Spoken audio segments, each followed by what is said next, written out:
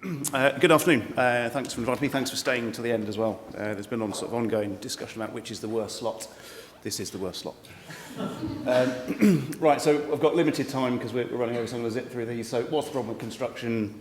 We all know this. It's been endlessly documented over the last 3 years. Lots and lots of reports explaining the failings of the construction industry and things that we should potentially get better at moving forward.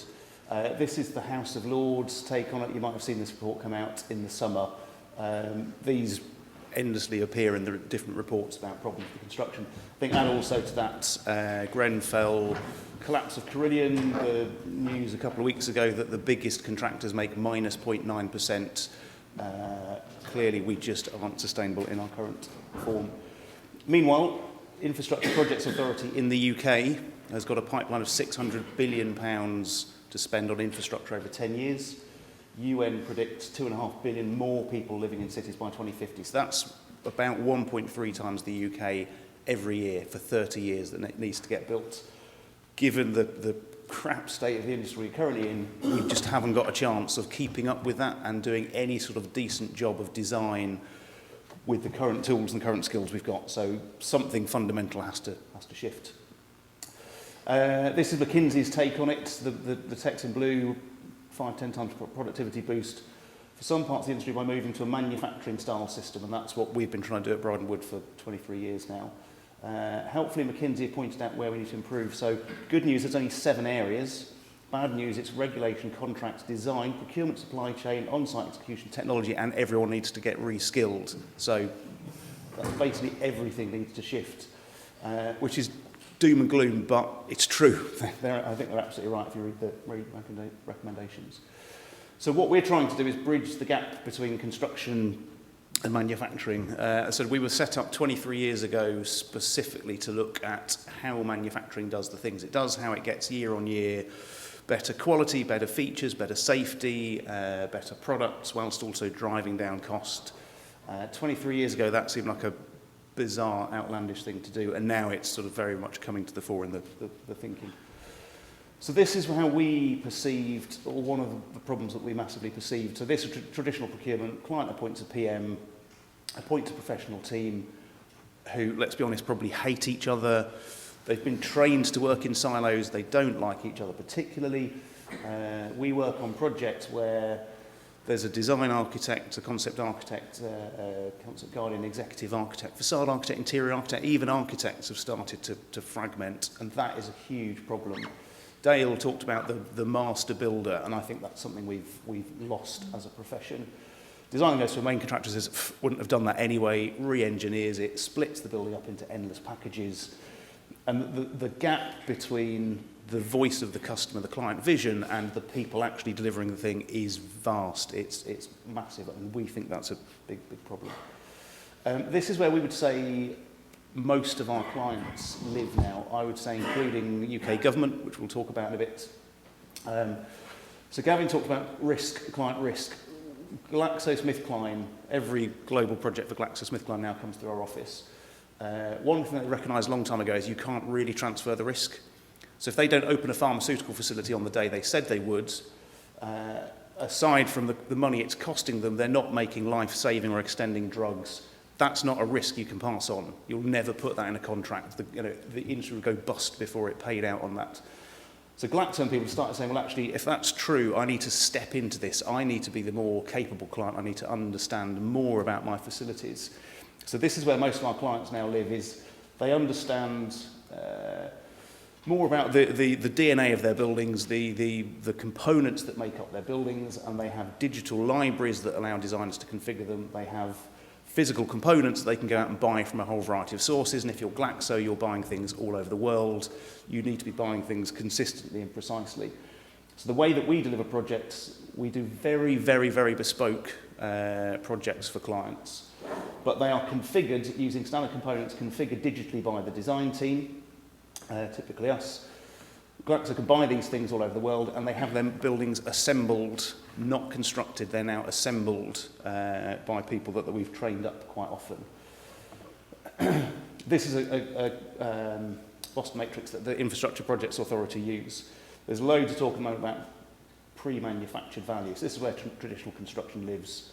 People like the NHS have standardised some of the solutions. They have standard room types, but the way they're built is different every time. And so the FM and the operational stuff is a nightmare. There's lots to talk about volumetric. Volumetric really wants really standard solutions, because if you're a volumetric manufacturer, you want to be making hundreds of the same thing, and volumetric doesn't really like the flexibility you actually need in buildings. Where we need to be is in the top right corner, which is where manufacturing lives. So every car that rolls off production line has been mass customised, but the components and the processes are very standardised. No one gets there because no one's got a big enough and persistent enough spend to transform the industry. Glaxo, I would say, are nearly live in that space. One thing we've been working very closely with the UK government over the last several years is to say to them, rather than buy £1 billion worth of prisons and £1 billion worth of schools and £1 billion worth of this and that, what you should be doing is buying £10 billion worth of components that are made at scale, and then you get into kind of manufacturing mindset, and then you start to get up into the top right corner. But only you as government can do it, because only you've got the persistent spend and a big enough pipeline and a long enough interest in your assets to properly do this. So that's the only way it's going to work, and it's starting to happen. This is a report that was in building. There's loads of stuff about off-site recently. I think really tellingly, about 40 extra factories, each producing 1,500 modules a year, would touch about 10% of just the housing problem. So forget everything else. We think that's really true. If you wanted to properly manufacture that £600 billion worth of stuff, you need a factory the size of the UK. So clearly that can't happen. It also says the required investment is about £500 million before you've purchased the land.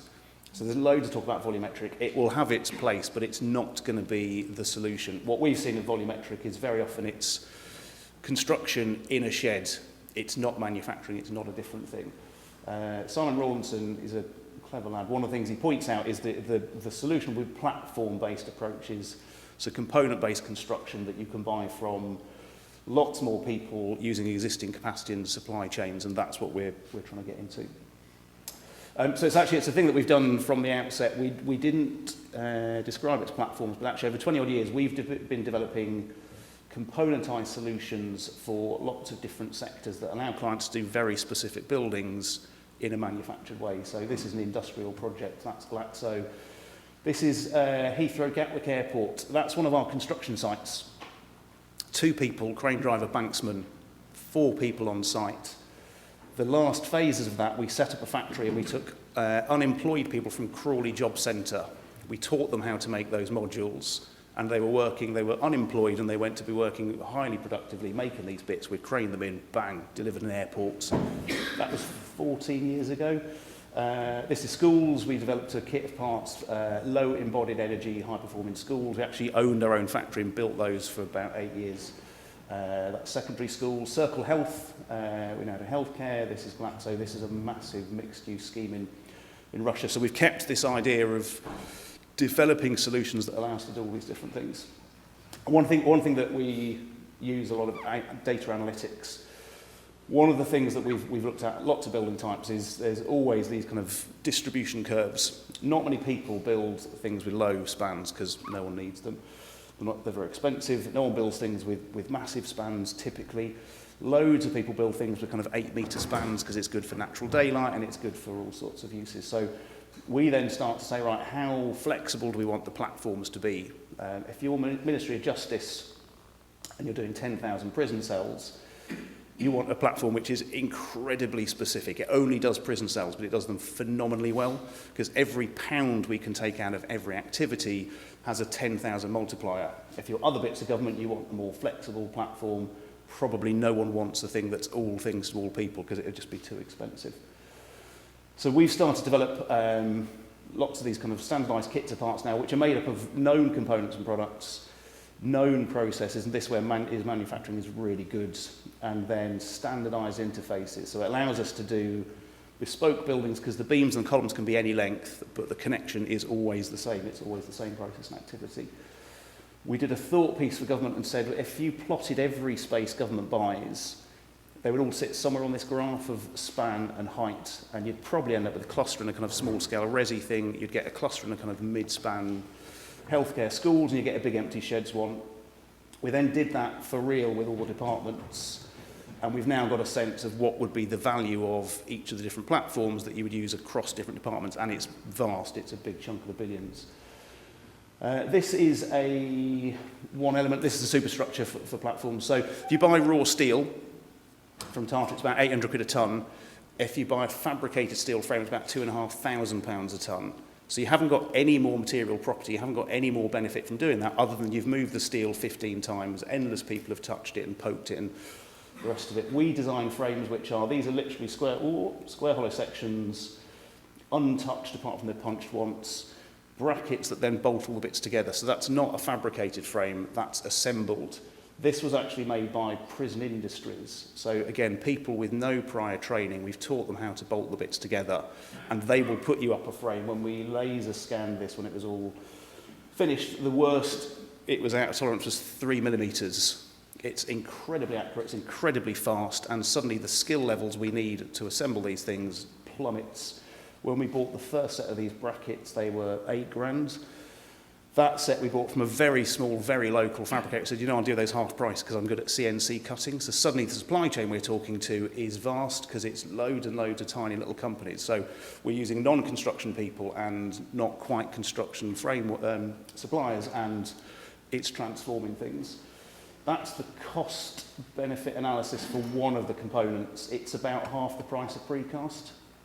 But precast people are struggling to buy in the UK. That's the cost of doing that using low-skilled people. So you actually get that cost benefit anyway. You then get a massive social return we because now we use ex-forces, ex-military people, we use prisoners, we use unemployed people. So we're actually creating manufacturing jobs while saving tons of money to make really, really high-performing, fantastic buildings, which is cool. These are all the benefits. We're getting high volumes of things. We're then using that to create a big pipeline because of the repeatability. Then it becomes a digital Amazon-type marketplace. Then it drops the supply chain barriers to engagement. So if you're a modular producer, you need to spend £100 million in the factory. With this approach, you can make the bits anyway because you've got the skills. And then, let's say, we're using a far more diverse upskilled workforce. The fact, this is why government loves this, the idea that you can employ ex-service people, homeless, unemployed. The fact you've got a skills gap disappears. The fact you've got an ageing demographic disappears. Brexit's not a problem. Suddenly you create a massive manufacturing capability in the UK, which is exportable. You can see it's got potentially big implications. So this is really clever, but how do you make it broadly adoptable?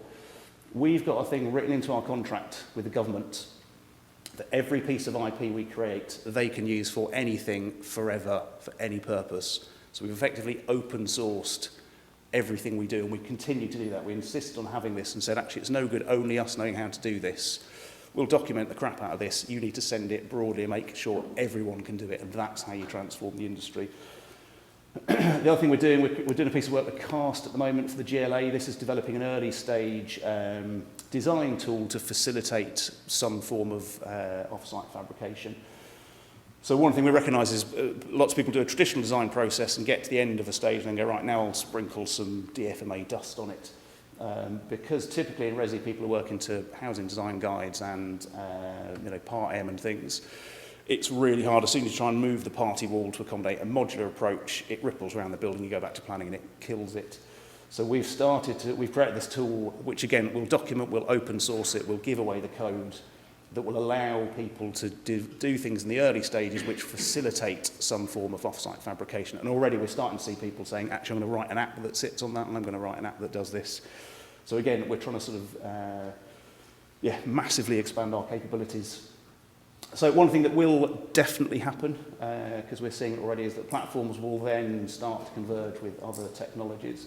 So we have a team in our office called Creative Technologies. They're the biggest growing team.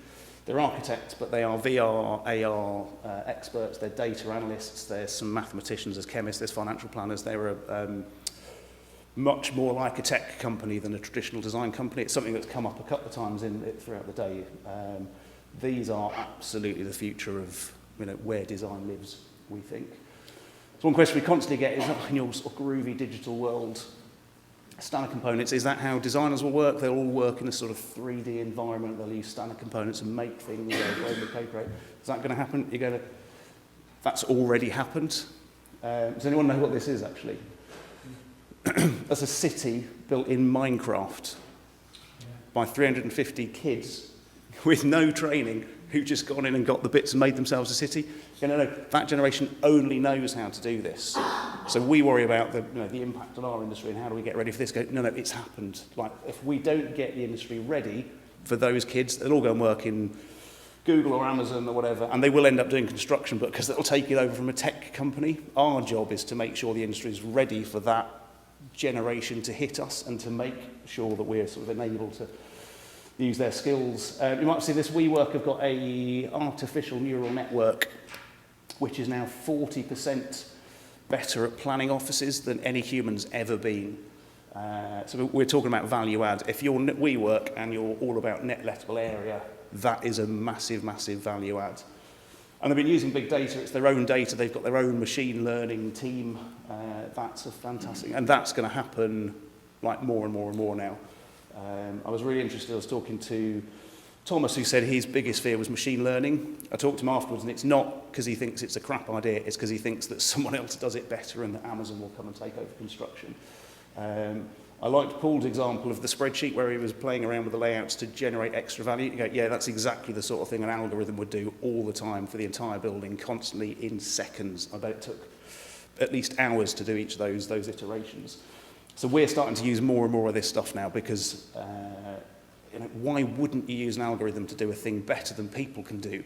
Why wouldn't you want the best tool to generate better designs quicker than people can do while you get on with the thing computers can't do?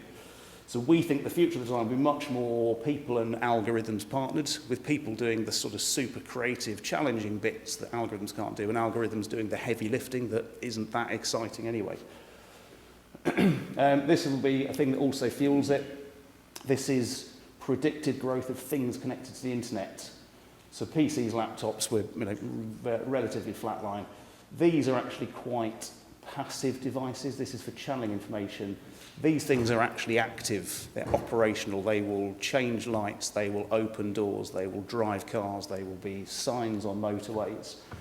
So that's something really interesting, that there's going to be a massive explosion in things that can change the environment off the back of data.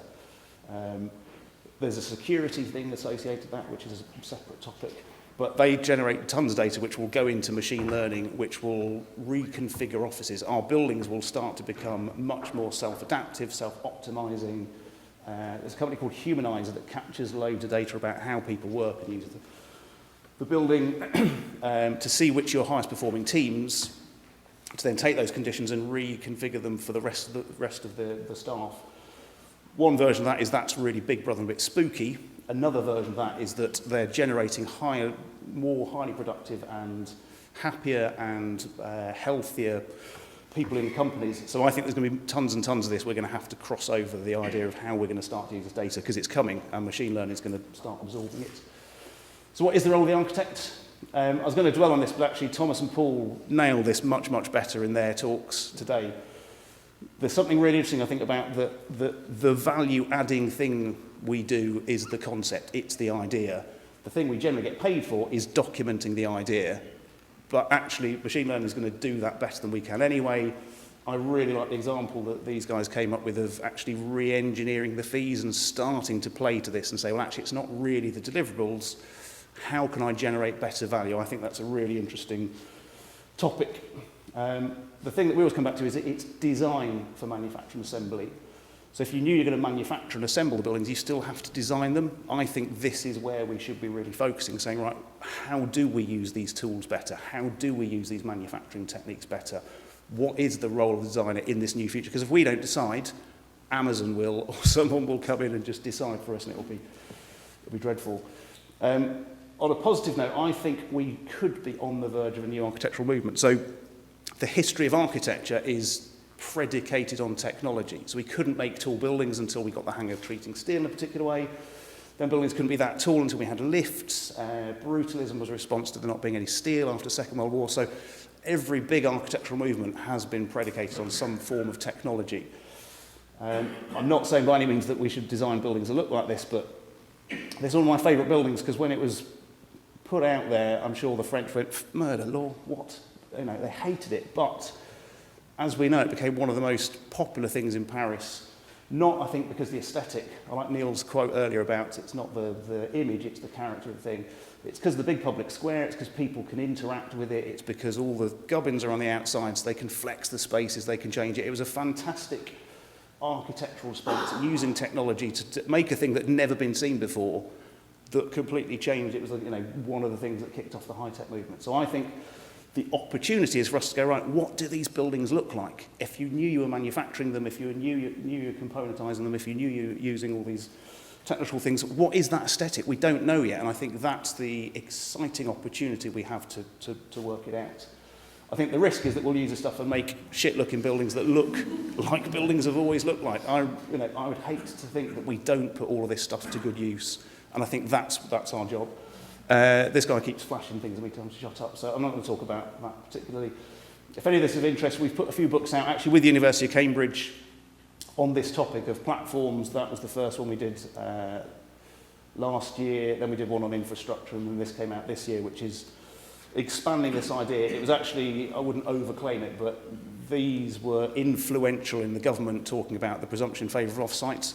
The reason they said those departments and the reason they said by 2019 is because they sort of knew how to do it, because they sort of knew that it was really, really possible. And we're helping government to move that forward now. So keep watching, because it's going to get, we hope, very exciting in the next couple of years. My three key takeaways: construction and manufacturing, they are converging. Like, that's happening now. But it won't look like either. People think about the Toyota factory. It won't look like that because we're buildings and not cars. They're much bigger, they're lower cost density. So there's a sort of exciting new thing that's going to come, and no one knows what that looks like. But we get to decide. The future's going to be much, much more digital. So anyone who thought, well, right, we're done with BIM, that's the end of it. No. That was just the very start. And ideas and outcomes, it's been talked about a lot today. They're more valuable than deliverables and documents, but the commercial model doesn't reflect that yet, and we need to shift that in some way. So I know I've counted through lots of things there, and this guy's probably annoyed at me, but thank you for listening.